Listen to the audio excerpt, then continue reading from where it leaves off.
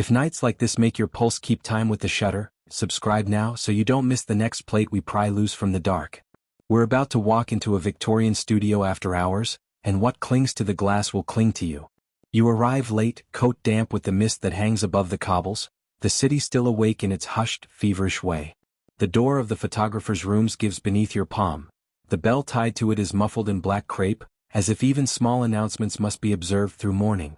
Inside, the air is a compound, ether and alcohol from the collodion, silver nitrate's metallic tang, a thread of old egg white sweetening from albumin in a tray somewhere, and beneath it all, the persistent char of burned magnesium that has worked itself into the wood.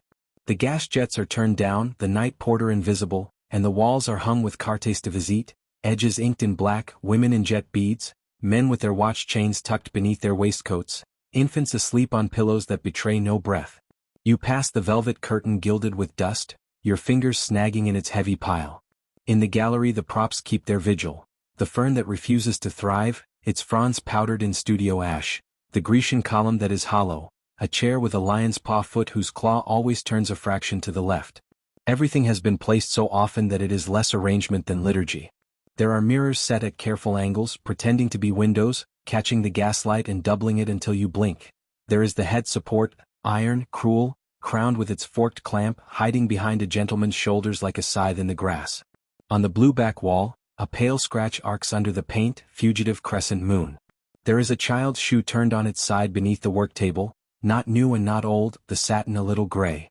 The medium is supposed to be a child, the way the handbill said, small, grave, hair parted with the rectitude of a nursemaid's comb, white gauze at the throat.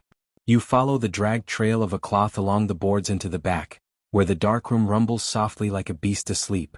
The racks of glass plates glimmer faintly, the shelf of tinctures, a row of small, stoppered brown bottles, holds the night's alphabet, iodides and bromides for the collodion, iron sulfate for the developer, a corked flask of potassium cyanide guarded as if it were a reliquary.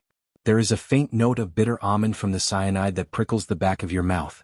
You swallow and the taste doesn't leave. The photographer is not here, but his hands remain everywhere. In a shallow tin bath lies a sheet of glass. The puddle trembles and re-smooths itself as if it is breathing. When you tilt the tray slightly, the moon of a window on the far side briefly seals itself onto the silver, then dissolves. You think of the mourning mothers who come here with their brooches circled in hair, the locks coiled like miniature serpents, their fingers always tracing their edges. You think of the way the photographer says what they need him to say and how the plates receive it. You don't intend to disturb anything, only to look. But looking here is doing. You take the cleanest plate you can find from the rack and hold it for a moment in the humid dark until your breath leaves a kiss of invisible damp along one edge. The collodion is a baneful syrup, colorless and smelling like a surgery. When you pour it, it flares across the glass and clings, a liquid skin. You rock the plate, northeast-southwest, until the flow meets its own lip and thickens. Each second counts. You open the drawer and lift out the silver bath, lowering the plate into its faintly oily mirror. In the dimness, the pale rectangle lies flat and sleeps. Then you wait, 50 counts, 60, and when you lift the plate by its corner, it gasps, its surface hooked to the dark by long silver threads. Out in the studio, the camera waits like a cask with its brass-lipped eye. The lens cap is a small felt beret, ridiculous until you remember its authority. The tripod has been chalked where it best sits. You slide the plate into the holder, its wet emulsion sighing. The child is not there. Only her chair beneath the skylight remembers her angles. You pull the curtains wider until the skylight's rectangle is milky with the roped moon and the gas jets at the wall make their long soft lisp. The exposure must be long. You check the head support's wicked little claw against the chair back and then push it away. No one is sitting. It feels wrong to take an empty picture. But perhaps emptiness is why you're here. You pull the lens cap and time opens. The studio holds its breath. You count in your head, your tongue against your teeth, 41, 42, as the low city clatter presses on the windows and the collodion drinks light. At 50 you put the cap back, your hand gentle as a gloved hand on a pulse. You slip the plate back into its sheath and carry it in your hands like a sacrament through the velvet night. In the darkroom, the developer goes on like rain carried in a bowl. The image rises as if through a boil of smoke. The chair's carved scrollwork first, the fern's feathery droop, the scratch on the wall like a fingernail crescent. It is an ordinary picture and you are almost relieved. You tip the plate, and the ghostly translation continues in the meniscus that runs storm blue across its surface. A small warbler in the ear says, fix it now. You pour the thiosulfate over it, watching the sea mist of undeveloped silver lift and dissolve. The plate becomes itself. But when you wash it, your wrist bones aching from holding it just so, something whispers that the plate is not just itself. You mount it upright on the rack to dry, and as it catches the red light, you see it. A seam along the air behind the chair, not a crack in the glass but a straight drop in tone, so delicate you might mistake it for a trick of your breath. The grain of the wall on one side does not match the grain on the other. The soft bloom of light changes its mind mid-sentence.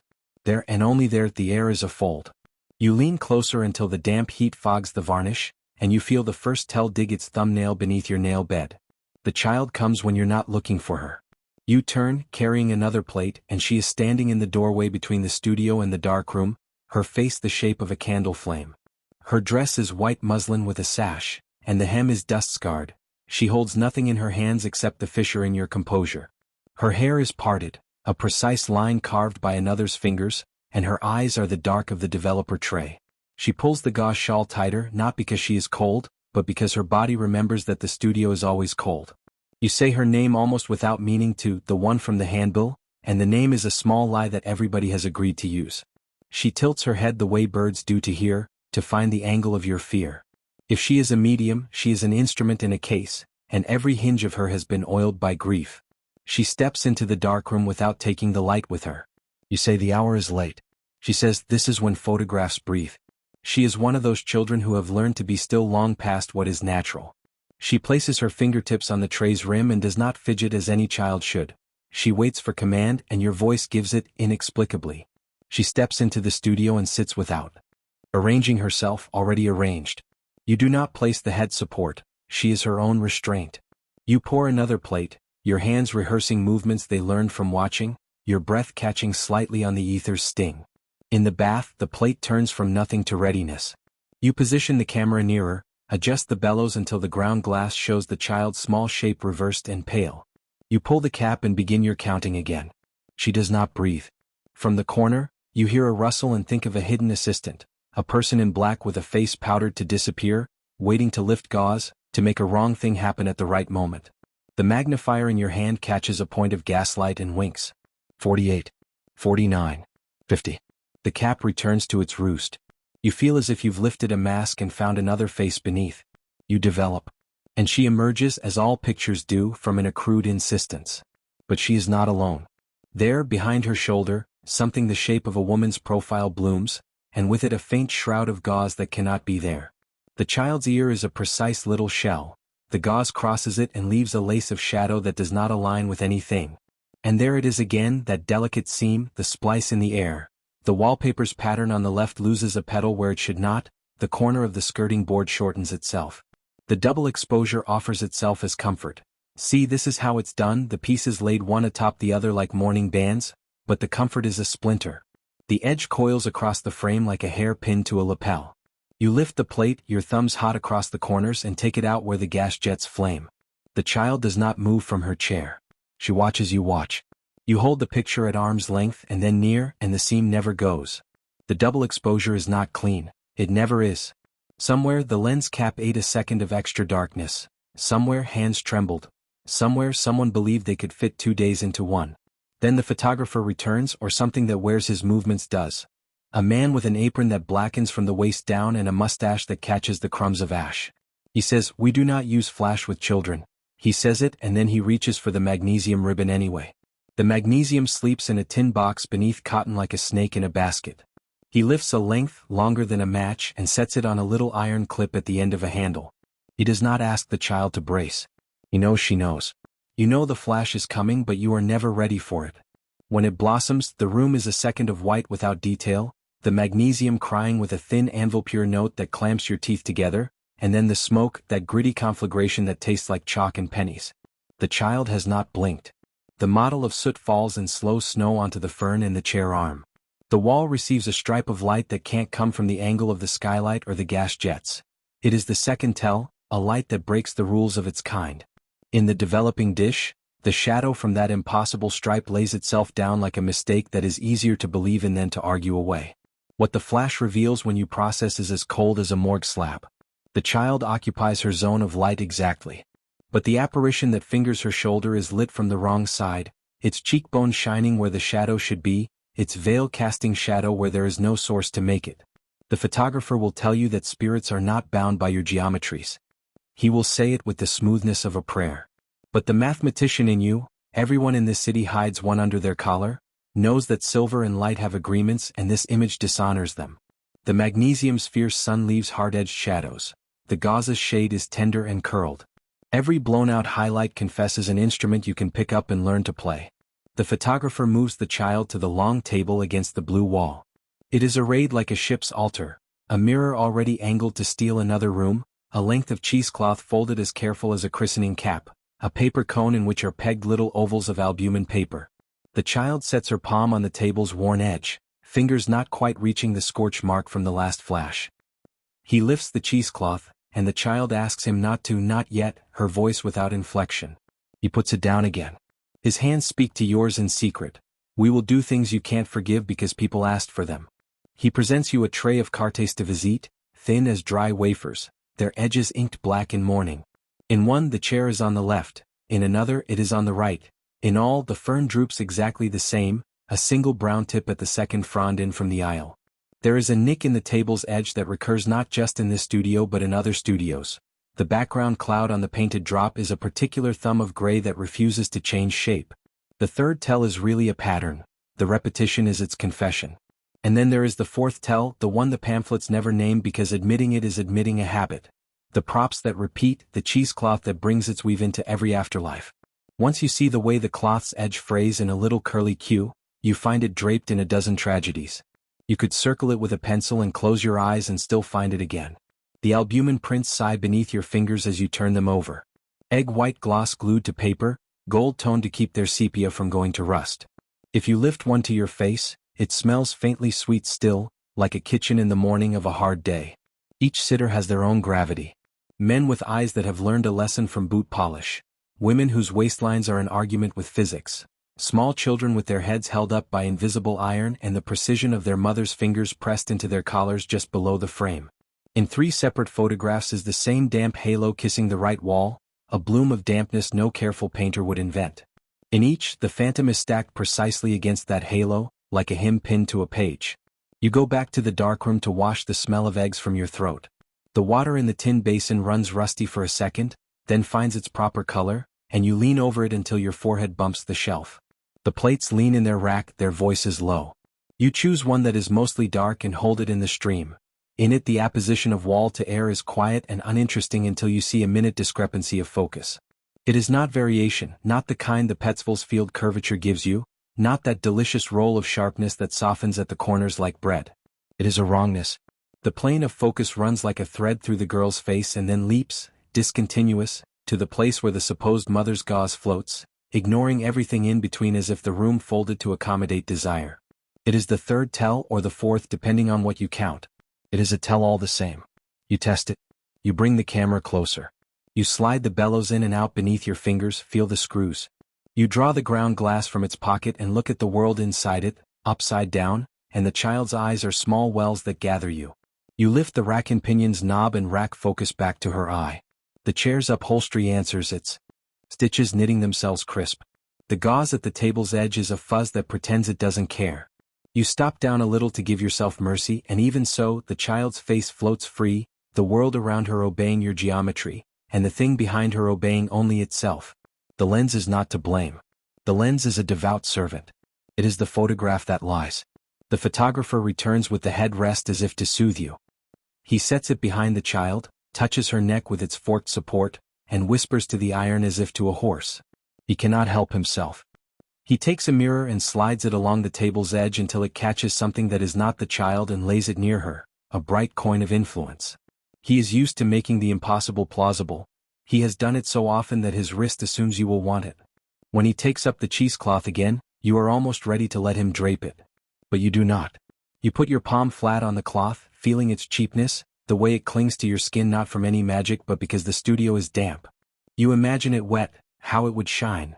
You imagine it dried at the fire last week after the child spilled developer that burned the back of her hand pale. The child watches the cloth as if it makes a promise and breaks it simultaneously.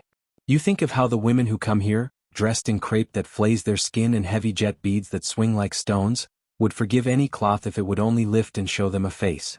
You think of the small whisper that says, "Let him do it." But your hands do not move.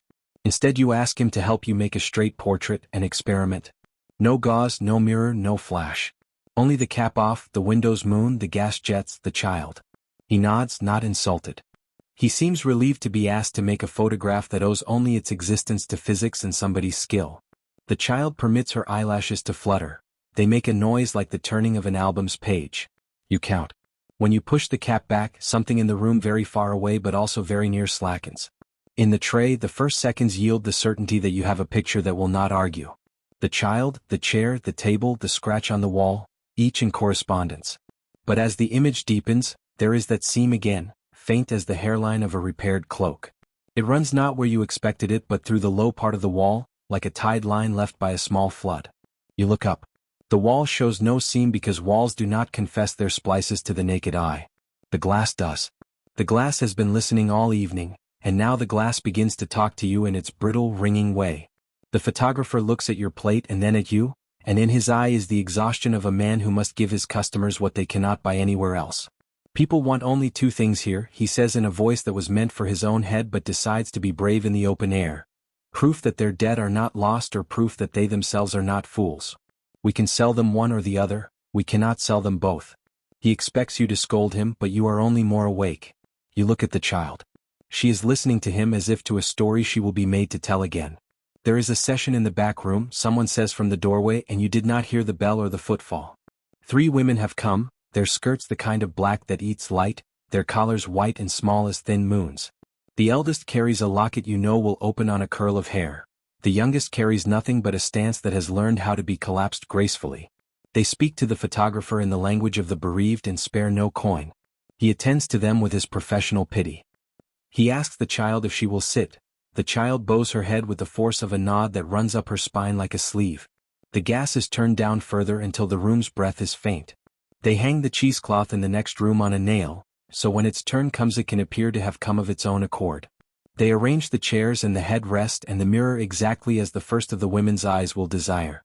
The child is halfway into the second room when she turns back to look at you with no emotion in her face but a question that will not form itself, and you do a thing you will replay at your death.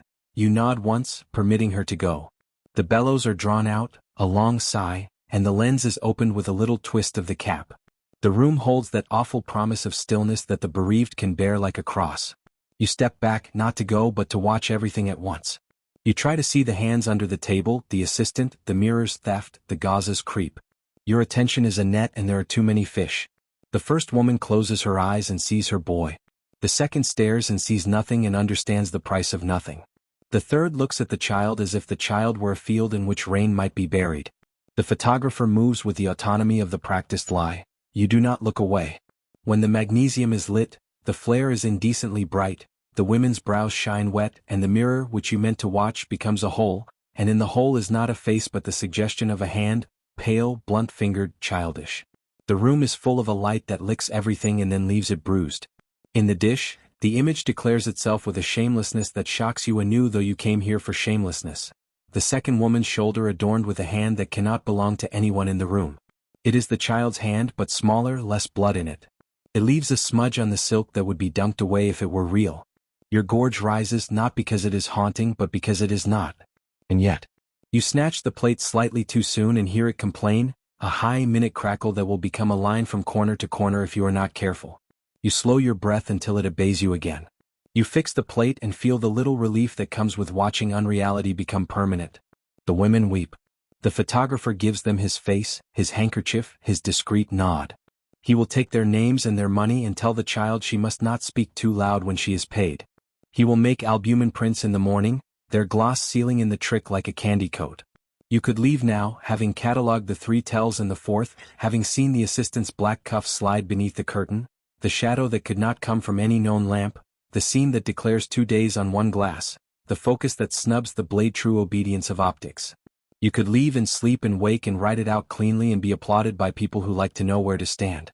But the child is still sitting where the session sat, and the child is watching the door as if the door will consent to speak if stared down. You are not done because something else has not finished with you. The studio feels like a room that has been used too long for a single purpose. The wood has taken on stains it cannot be rid of. The blue paint is not blue except where gaslight gives it permission to be. Your fingers itch to wash them, but washing removes only the visible portion of guilt. You go to the sink and pump the handle and watch the water come in a jet that splashes the shadow of your sleeve onto the wall and leaves no shadow from the shadow. You do not think the word impossible because you have been taught not to use it. With things made of light. The child stands beside you, abruptly there, the way children are in dreams. She says quietly, "They like me because I'm small." It's easier to believe small things when the world refuses to behave. You look at her hand. On the back of it is a pale, crisp-edged stain, no larger than a coin, developer burn. You say, "That must hurt." She shrugs with the eloquence of a soldier. You look at her throat where the muslin binds her small pulse and imagine a mother seizing it to keep her in the world. She says, "They come every day. Some ask me to speak in voices I have never heard." You ask her if she has ever seen what they want her to see. She says nothing. You ask her if the photographer treats her well. She says nothing. You ask her if she would sit for you one more time. She nods. When you carry the plate toward the bath, your hands are steady in a way that does not feel like you. The emulsion takes the iodide and the bromide as if you've said the right prayer. In the light-tight holder, the plate shivers for a second and then resolves itself. You set the camera so that the ground glass frames only the child and the crack in the wall, leaving out everything that could lie. The cap comes off. There is no assistant. The mirror is face down on the floor. The cheesecloth is rolled up in your pocket, still damp from your palm. The gas jets are as they are. The window's moon is as it is. The child is not moving. You count, slow, not because you must but because you need to. You think of Petzval curves and planes and swirls and the way bokeh clings to the corners and onions of light. You think of the silver nitrates that will accept and not accept, of the way the developer's iron sulfate will cough up truth and ash, of the hypo's quiet mercy. You put the cap back and the room's breath returns. In the tray the child arrives. There is no seam. There is no errant light. There is no cheated plane. Everything is the way you have been begging for. You lift the plate and tilt it. The image turns its cheek and remains itself. Your heart forgets that it has a job to do. You fix it, wash it, stand it to dry, and in the red light of the little lamp it is as honest as any face can be when rearranged by chemistry. You bring it out into the main room, set it on an easel, and the child looks up at herself with a kind of hunger you cannot call vanity. You begin to breathe again as if this could be the salvation to offer the world. A picture of a child with nothing whispering at her shoulder, proof that sometimes the air is only itself. You say, "We can print this," and you reach for the albumin paper, pleasantly sticky to your finger pads where the gloss dries. You contact print beneath the window in the box that turns sunshine into replication, though it is night. You cheat with gaslight and patience and the little helper of a magnifying lens you angle across the frame. It is slow but slow you can do. When you step out to turn up the gas and speed the exposure, the plate on the easel, in the quarter second that your attention slips, changes itself. You do not see it change. You only see the result and are left to invent the motion that brought it there. The child on the plate has taken on a veil no hand placed on her, the gauze a fine fuzz the emulsion holds like breath caught on cold air. You are at the easel before you know you moved, warm fingers on cool glass, and the picture is not obeying you. Along the right-hand edge, a blur like a second person licks up the frame and then is gone because the plate is dry and dry plates do not take new friends. You run your hand along the back of the plate and your palm comes away with the smell of varnish and something else, metallic, sanguine, a compromise. You set the plate down, careful, and the crack you thought you avoided earlier sends a small sound like the leg of a mouse against a skirting board, and a line appears, a hairline almost playful, right across both the child's eyes. The child in the room does not flinch. The light in the room seems to find a way to put itself where logic does not allow it. On the floor your shadow is one shape and on the wall your shadow is another, as if you are two people having an argument about how tall you are. You go to the albumin print and lift it from the frame, sticky still, slick as a tongue. In the faint image that the printout process has given, the child is there, and in the smallness of the paper something has found room to nest. A hand, a face, a repetition of that stupid fern with its brown-tipped frond, where no fern is. You pull the corners down and the paper curls like a leaf drying. You speak a word that is not for the public. The photographer looks at you and looks at the picture and looks at the child, and this time his face shows helplessness, a seeing of something outside his script. You stride to the window and draw the curtain to prove the light wrong and right in turn, and in doing it, you can see your reflection in the glass of the cabinet where the cartes de visite wait for morning buyers. You are no vain man but you have a face and know it. In the reflection, the seam runs through your mouth. In the reflection, your left shoulder is lit though the gas jet is to your right, making your body contradict your body. In the reflection, your eyes are a little softer than they should be, the plane of focus has found you at a distance no bellows can measure, and from behind the velvet the top curl of the cheesecloth has lifted and found your shoulder the way a cat finds a lap. You convince yourself that you can prove any of this wrong by taking your own portrait, by binding yourself with the iron fork and daring the glass to seize you unadorned. The photographer refuses in a small voice and then does as you ask because you have the posture of a person who will sit regardless. He sets the headrest behind you and tightens it. It is cold on your vertebrae, a touch as intimate as a stranger's hand on your neck in a crush of mourners. He sets the chair where the light is correct. You put your hands in your lap like a widow. The child stands to one side and watches with that unbearable stillness. You say, "Do not touch the gauze." The cap comes off. You count, not to 50, but to whatever number people reach when they are making bargains in the middle of a ladder. You feel the air on your face. You count the gas jet's hiss and the scrape of small life in the walls and the faint pop from the far street that could be anything. The cap goes on. The developing bath takes you like a god you whispered to but never believed in. In the dish, your face comes up, features drawn by iron in the wash, your mouth speaking a tiny word you would deny in daylight. You see no seam, you see the shadows marching the way they learned to march from the first day of light, you see the focus attach itself to the hinge of your eye where it should. While you are breathing the small relief you have earned, the plate speaks in a voice made of hairline cracks. Not a break, not yet. A complaint. The world tilts in the red wash of the lamp, and your eyes wobble in the emulsion's curve. You fix the plate and wash it, and when you bring it out and stand it to dry you find, sitting upon your shoulder, a lightness that is not reflected in the gas flame's logic. A fold of gauze? No. A small contour that your brain calls by its name before your mouth will, the exact round chin of the child. You do the only thing left. You take up the magnifier and move it over the driest part of the plate, your breath held to keep from fogging your own ghost. Under the magnifier, the grain is a landscape. Your own skin becomes a beach of tiny pebbles. The gauze, if it were gauze, would show its weave. It does not.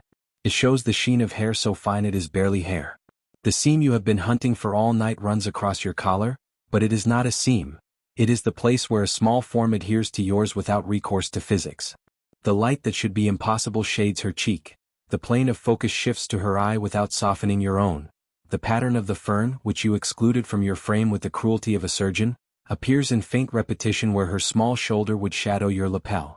You think you are fainting. You resort to thinking because feeling has too many doors. You turn your head to look at the child, the actual child, and she is there and not there. She is in the room and in the plate and the plate is in you, and you understand finally what the women understood the second they walked through the black draped door. Truth and trick are only two names for the same desire. The photographer puts a hand on your shoulder where the small chin in the picture sits and his hand meets nothing. He drops it anyway, guilty of something else, and stares at the drying image of you with a little of the frightened child he folded into himself long ago showing. The child steps toward the plate and her face meets her other face as if she were peering at herself in a pail of unstill water, and for a moment there is an overlay that makes sense of nothing. Her eyes do not leap with delight or horror, they accept. She has stood too long beside too many plates to do anything else. She raises her hand with the coin pail burn on the back and lays her fingers on the glass, exactly where a ghost would leave a mark, and when she lifts them, your own throat feels the cool of developer as if it had been spilled, as if it had always been waiting to be spilled. You do not know what to tell yourself to make what you have seen behave.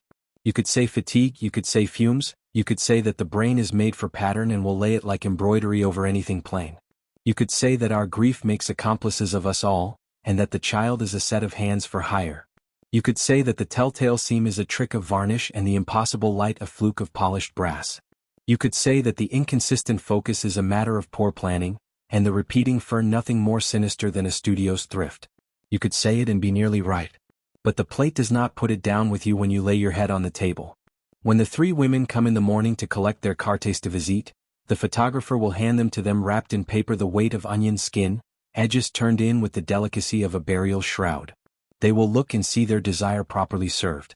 They will sign their names in the ledger with pens that scratch like insects. They will not look up at the rack where, behind the last of the glass, your face dries with a small shape pressed to it that does not obey any law. If anyone notices it, they will believe it the shadow of a rag hung on a peg. The child will dust the chairs when the photographer is gone to breakfast, lifting the cheesecloth and shaking it like a flag from another country. If you have stayed this long, There are other rooms, other plates, other nights, and if you want to go further into them with me, if you want to see what the emulsion says when no one tells it who to be, subscribe now so I can set the lens cap aside and count aloud for you again in the dark.